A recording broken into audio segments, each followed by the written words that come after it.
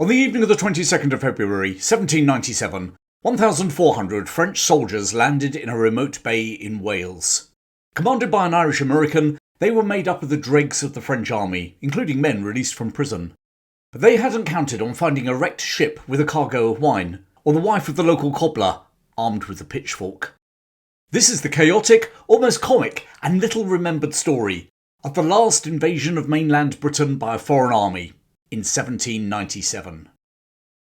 The last invasion of mainland Britain occurred during what are referred to as the French Revolutionary Wars, or more precisely, the War of the First Coalition.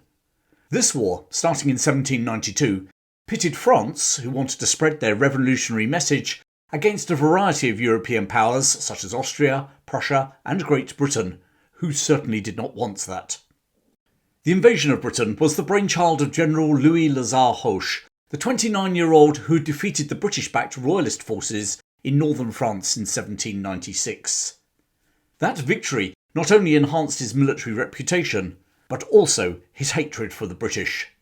He wanted to repay the British for invading his homeland and trying to support the Royalist counter-revolutionaries by invading Britain and instigating a revolution that would sweep away the ruling classes, as they had done in France. He saw Ireland as the soft underbelly of the British. If he could assist Irish revolutionaries, the United Irishmen, to rise up and kick the British out, then Ireland could be used as a springboard to launch an invasion of Great Britain itself. Whilst the main French force, numbering 40,000 men, would land in Ireland, Hoche also planned two diversionary attacks on the British mainland itself to prevent reinforcements from being rushed to counter the Irish uprising. The first of those diversionary attacks would be at Newcastle in the northeast of England. The second would be at Bristol. The latter force would then march north along the English-Welsh border to attack Chester and Liverpool before uniting with the army coming from Newcastle. It was an audacious plan, but one that started to go wrong from the start. Whilst the war in Ireland and Britain was top of General Hoche's mind, it wasn't top of the French government's. For most of France, the priority was the up-and-coming General Napoleon Bonaparte's campaign against the Austrian Habsburgs and their allies in Italy. Consequently, less than half the troops needed for the invasion of Ireland were made available, just 15,000 instead of 40,000. That force eventually set sail on the 15th of December 1796. However, atrocious weather prevented the 48-strong fleet from landing at Bantry Bay in Ireland. Without landing a single French soldier to assist the United Irishmen, General Hoche sailed for home. He arrived back in France on the 11th of January 1797. Now, ironically, having managed to evade the Royal Navy all the way to Ireland, his fleet was then intercepted and attacked close to the French coast, and over 4,000 soldiers and sailors subsequently lost their lives. But if the Irish expedition was undermanned, it was nothing compared to the two expeditions to England. As diversionary attacks, the French decided that neither force needed crack troops. Any rabble sufficiently commanded by trained NCOs and officers would be sufficient to cause trouble to the British authorities and therefore prevent British redcoats heading to the main invasion in Ireland. Consequently, the troops that were used for the English expedition were drawn from the dregs of the French army, including deserters and convicts. The army that would land at Bristol was known as La Légion Noire on account of the colour of their uniforms. To reinforce the fact that this venture was most certainly second to the Italian campaign, the soldiers earmarked for Bristol were dressed in old British uniforms, captured during General Hoche's victorious campaigns in Brittany and Vendée the previous year.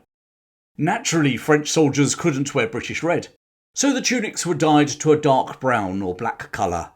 Hence La Légion Noire, or Black Legion. The majority, or 800, of the 1,400-strong force was made up of convicts, army deserters and royalist prisoners. Eventually, 600 regular troops were spared to join them. This motley invasion army was commanded by Irish-American Colonel William Tate. 44-year-old Tate had fought in the American War of Independence, rising to the rank of captain in a South Carolina artillery regiment, and had a loathing for the English. In 1793, he'd been commissioned by the French consul in South Carolina to recruit an army made up of local US citizens to attack the former French colony now held by the Spanish of Louisiana. The US authorities were not best pleased with his activities, recruiting Americans on their soil to do the bidding of a foreign power, and Tate had to make a rapid exit. Shortly afterwards, he arrived in Paris, seeking reimbursement for the money he felt he was owed by the French, and very loudly advocating to anyone who would listen, and many who didn't want to listen, to his idea for an invasion to free Ireland from the hated British. Despite not having a particularly good grasp of French, if very much at all, Hoche liked Tate's anti-British rhetoric, and he placed him in charge of the 1,400 French-speaking soldiers heading for Bristol. What could possibly go wrong? Well, before I tell you, I want to very quickly thank my friends at Restless for their support in making this episode. Restless is a digital community, platform and advocate tailored to people in their 50s and above. They have over 80 online events every month, ranging from history to portrait drawing, foreign languages, travel and fitness classes. You might be interested to know that I host a weekly talk on the history of Britain. Restless are offering History Chap supporters 2 months free membership. So you can try it out for 2 months for nothing, including, of course, my shows. All you have to do is click on the link that's appearing about, now, or in the description to find out more. And now, let's find out what happened to those French invasions of Britain. Well, the fleet heading to Newcastle from Dunkirk, like the Irish expedition, also ran into stormy weather. Seasick, the soldiers on board became mutinous and turned their guns on the crew, demanding to be taken home, and the sailors duly complied. Despite these 2 setbacks, including the main expedition, the French persisted with the other attack on Bristol. Quite what they hoped to achieve, seeing as, thanks to the failure to launch an uprising in Ireland, it was not a diversionary attack, and with just 1,400 men, there was no way it could conquer Britain. But maybe they were gambling that this rabble from the French lowlife would inspire the working people of England to rise up against their masters. Or maybe they simply didn't care what happened to them. Maybe they, like their rather annoying Irish-American commander, were expendable. We'll never know. On the 16th of February 1797, Tate set out from Brest. The invasion fleet consisted of 2 frigates, a corvette, and a lugger, which is like a small merchant sailing ship. 3 days later, the fleet had rounded the Isles of Scilly, and flying neutral Russian flags, they passed a large convoy of British merchantmen without being challenged, before turning into the Bristol Channel. Pausing at the island of Lundy, they waited for the tide to turn and take them up the channel to Bristol. However, as the tide turned, so did the prevailing wind, and they were unable to sail towards their goal. Tate now ordered the French naval commander to sail with the easterly wind behind them around the coastline of Pembrokeshire into Cardigan Bay. Now flying British colours, the lugger was sent to scout the harbour at Fishguard. As she approached, a cannon at the fort guarding the harbour fired a shot. The lugger swiftly returned to the rest of the fleet and reported, erroneously, that Fishguard was well defended. The error was that the port was far from well defended. Apart from a local militia numbering less than 100 men, the fort's guns possessed just 3 rounds each. In fact, the shot fired upon the appearance of the lugger was actually a blank. It's never been clarified as to whether this was an alarm to the townsfolk and the militia, or whether it was actually a salute, seeing as the lugger was flying British colours. The commander of the French fleet, now worried about the safety of his ships, insisted that Tate land his army so that he could put to sea. It seems that whilst Tate and his Black Legion might be expendable, the French government thought their ships were not. Tate waited for darkness to fall, and then landed at Carreg Gwasted Point, about 3 miles northwest of the port. 17 boats, filled with French revolutionary soldiers, rowed towards the shore. It was the 22nd of February, 1797. The last invasion of mainland Britain had begun. By the next morning, all Tate's 1,400 men, plus 45 barrels of gunpowder, 50 tons of cartridges and grenades, and 2,000 stands of arms, were ashore. These additional arms were to be handed out to the downtrodden people of Britain who would rise in revolution. The only military opposition facing them in Fishguard was the Fishguard and Newport Volunteer Infantry. 3 years previously, in response to an appeal from the British government, local landowner William Knox had raised this militia to defend the area if just this sort of invasion occurred. As he had paid for the kitting out of the 200-strong volunteer militia, Knox insisted that his 28-year-old son, Thomas, a man with no military experience, commanded it. And now, Lieutenant Colonel Knox, whose father had purchased his commission, was the man commanding the first line of defence in the French revolutionary invasion of mainland Britain. Word of the invasion reached Thomas Knox whilst he was attending a dinner and a ball at a local country house. Hastily vacating the party, he rode into Fishguard, where he found half his men assembled. He then sent an urgent message to the other half, who were based in Newport, about 7 miles away, to march to Fishguard immediately. At the same time, he sent another urgent message to the Lord Lieutenant of the county, Lord Milford, informing him of the invasion. The Lord Lieutenant received the message at his home, Picton Castle, just outside the county town of Haverfordwest, about 15 miles south of the invasion site. Whilst in theory responsible for the defence of the county, Lord Milford was suffering from gout, and so he delegated his responsibility to the commander of the Pembrokeshire Yeomanry, Lord Cawdor. John Campbell, 1st Baron Cawdor, was in his mid-40s. A keen antique collector, he had, until the previous year, been a local member of Parliament. Now the Fellow of the Royal Society rode with the Yeomanry to Haverfordwest, where he was joined by the Pembroke Volunteers and the Cardiganshire Militia. Crews from 2 ships at nearby Milford Haven, numbering about 150 men, also joined them, and they brought with them 3 ships' cannons on carts. Those carts joined Cawdor and the rest of his command as they now set out for Fishguard. His army consisted of just under 700 men. Even when combined with Knox's volunteer infantry, the British forces were still less than 2/3 of Tate's invading army. Meanwhile, back in Fishguard, the other half of his command had arrived, and Knox made up his mind to attack in the morning. As dawn broke on the 23rd of February, Tate moved his men forward about 2 miles and took up a defensive position on the high ground, commanding all the approaches to the headland. It was now that Knox saw the size of the force his 194 men were up against.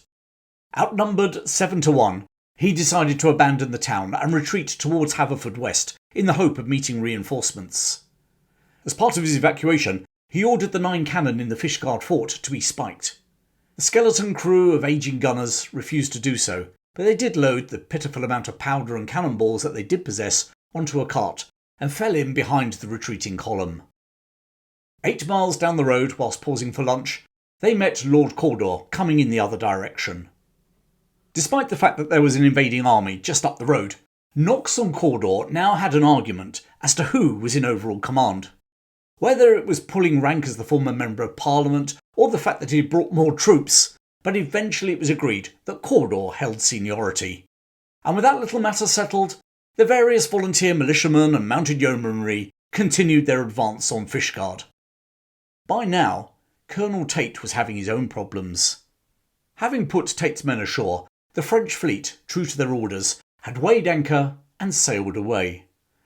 With convicts, deserters and royalist prisoners making up the majority of his men, La Légion Noire was a seriously flawed fighting army. And now that army felt abandoned on a headland in the middle of nowhere, and it wasn't as if most of them were die-hard revolutionaries. Despite all those weapons that had been brought ashore for the revolution, Tate had no transport to move them into Fishguard, let alone all the way to Liverpool.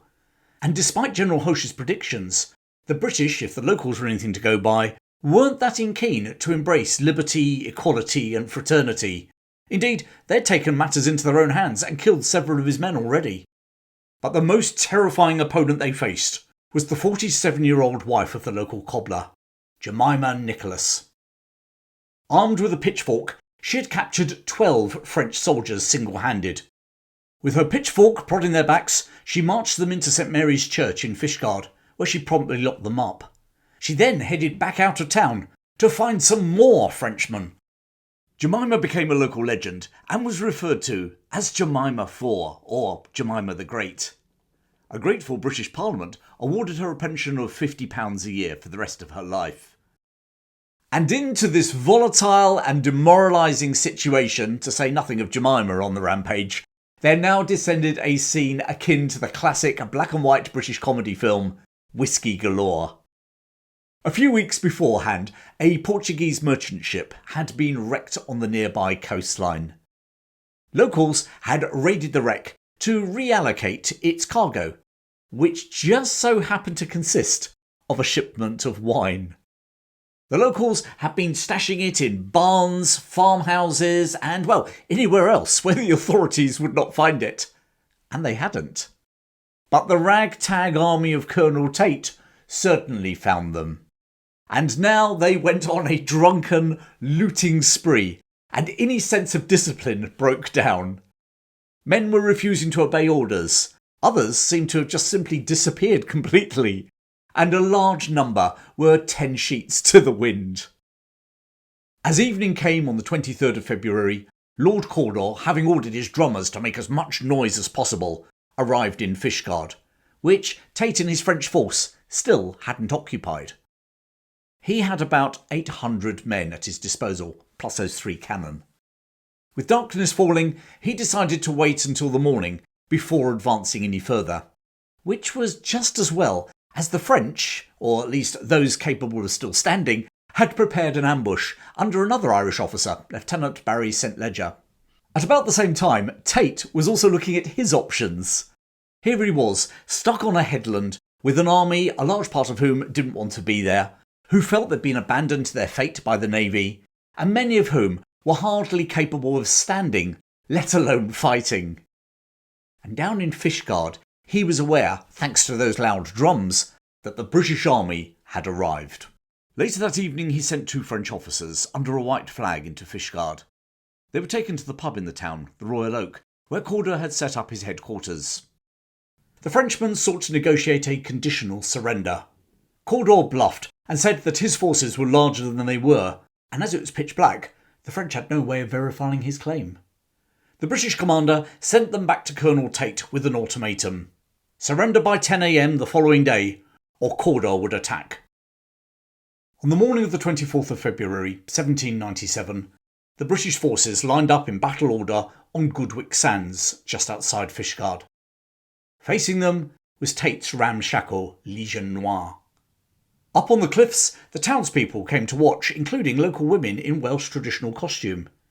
Down on the beach, the French looked up and saw them, or at least what they saw was their red shawls or whittles and tall black hats.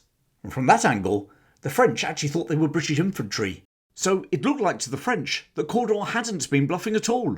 What with his redcoats on the beach and those redcoats up on the cliff, he really did outnumber Tate, who agreed to an unconditional surrender, which he signed in the Royal Oak pub. His men were marched off down the road to Haverfordwest and captivity. The last invasion of the British mainland by a foreign army had been defeated. A year later, Tate and most of his men were returned to France in a prisoner swap. He was last heard of back in the United States in 1809, before disappearing from history. The French fleet that had deposited Tate and his men on the coast of Wales before sailing away were battered by a storm before being intercepted by the Royal Navy. After a swift battle, where they lost 18 of their men killed, one of the French frigates and the corvette surrendered. The captured frigate, La Resistance, was renamed HMS Fishguard. She remained in Royal Navy service until being sold in 1814.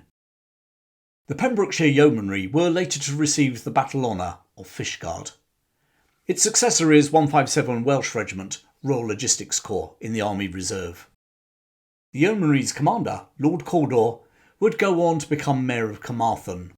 A generous local philanthropist, he died in 1821. Up on the headland at Carreg-Wastad Point, where Tate and his men landed, there's a stone memorial recording this little remembered event in British history. Down in the town, you can see a 100-foot tapestry that records the events of 1797. Or you might prefer to grab a drink in the Royal Oak, where Tate signed his surrender. And almost next door to the pub, in the churchyard of St. Mary's, where she imprisoned her French captives, you'll find the gravestone of Jemima Nicholas. Jemima IV, Jemima the Great, died in 1832, aged 82. Her gravestone reads, "The Welsh heroine who boldly marched to meet the French invaders who landed on our shores in February 1797. I tell you what, forget Men of Harlech. Maybe those Welsh soldiers in the film Zulu should have sung about her. I bet she'd have given the Zulus something to think about. She certainly did to the French in the last invasion of mainland Britain, 22nd to the 24th of February, 1797. Well, I hope you enjoyed that little story from British and British military history. Here are two more you might enjoy: the Battle of Trafalgar and the Barbary Pirates and England's White Slaves. Don't forget about that special offer from my friends at Restless, 2 free months membership for History Chap supporters. Thanks for joining me today. Keep well, and I'll see you again very soon.